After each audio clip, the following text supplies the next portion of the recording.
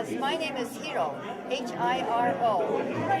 I'm an artist, and I've done paintings for the Smithsonian American History Museum at the Japanese American exhibition called The More Perfect Union, Japanese Americans and the U.S. Constitution. I had two major paintings in the redress section of the exhibition. And so I feel that this exhibition was very important to understanding the role the Constitution did not play during World War II.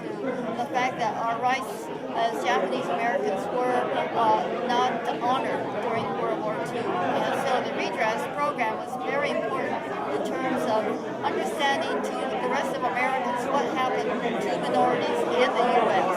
And I think that we need to raise our consciousness about various minority problems that exist in this country and give equal opportunity. And I really firmly believe this. And I do it through my artwork as a painter. I talk about justice and civil rights, and I have major exhibitions on that subject. And these two major paintings that were in the Smithsonian are not small. They're 5 feet high, 5 feet wide.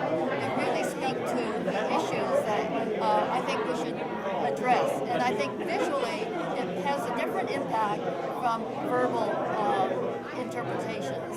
So that's why I really have been committed to do this. It was on exhibition since 1988 in the Smithsonian until the exhibition closed for the museum when it is now being repaired and ready to open.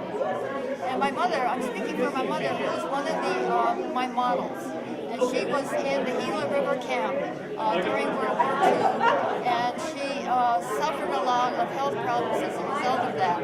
But she, this little bird here, if you can see it, is carved, given to her, is carved in camp from the scrap wood that existed there out of the barracks that were made there.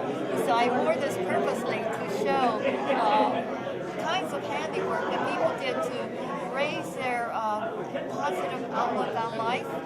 And so I think it's very important to not just talk about the military aspect of the people who volunteered, but women who were incarcerated and what they did in camp. And she ran a few art exhibitions for other inmates in the camp.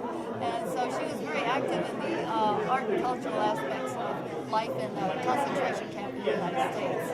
And she spoke for the redress program because she was a member of the audience. She was invited, and I was with her when President Reagan signed the redress bill. So I thought it was very important to talk about that aspect to you. Okay, and so 20 years later, you're coming back to speak on her behalf. Yeah, she's deceased. She died in 1992.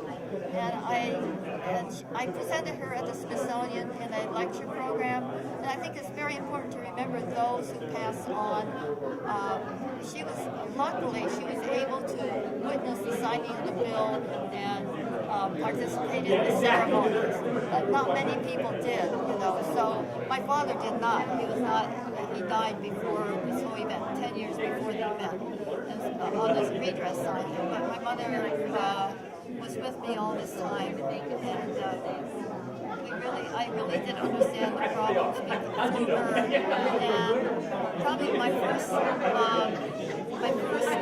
public speaking position was when I was in high school, and I talked about the incarceration of Japanese Americans for the graduation class as valedictorian. But the interesting thing is that at that time, there was total silence. The teachers objected, total silence in the audience.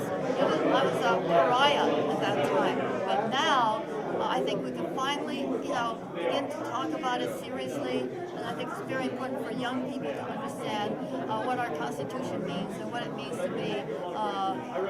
have equal justice under law. Thank you.